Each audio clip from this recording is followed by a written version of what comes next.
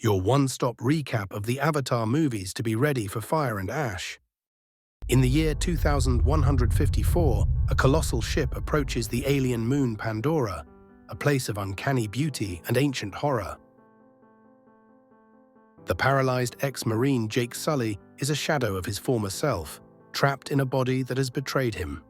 On Pandora, he is meant to take his deceased brother's place in the Avatar program, a destiny that feels like a curse. In his Avatar body, Jake awakens to a new yet eerie life. A gigantic blue shadow rises, his limbs still clumsy, yet the old freedom returns, alien and unnatural. Pandora's jungle is a living nightmare, its splendor hiding deadly secrets. Jake gets lost, a prey unknowingly walking into a trap. In the deepest hour of danger, Neytiri appears, a fierce huntress whose grace is as deadly as the arrows she shoots. She is a beast of relentless beauty. Neytiri leads Jake into the realm of the Omaticaya, a people who live in an unholy alliance with nature, their customs as old and mysterious as the glowing forests themselves. Under Neytiri's strict guidance, Jake enters a world that transcends his own senses, a world where the boundaries between life and death, dream and reality blur. The soldier dies, the student is born. But in this metamorphosis, Jake loses more than just his old identity. He becomes something new, something unknown. The Ikran taming ritual is a leap into the abyss, a pact with a primordial predator that connects Jake with the spirit of Pandora. A love grows between Jake and Neytiri, woven deep into the darkness of Pandora.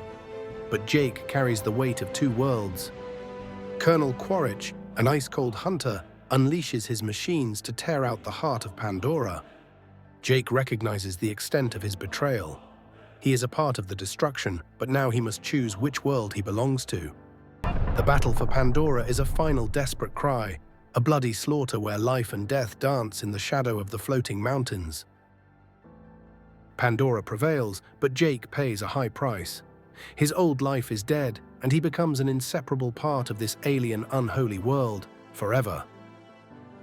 Avatar was released in 2009, directed by James Cameron. The budget was around $237 million, with marketing costs even up to $310 million.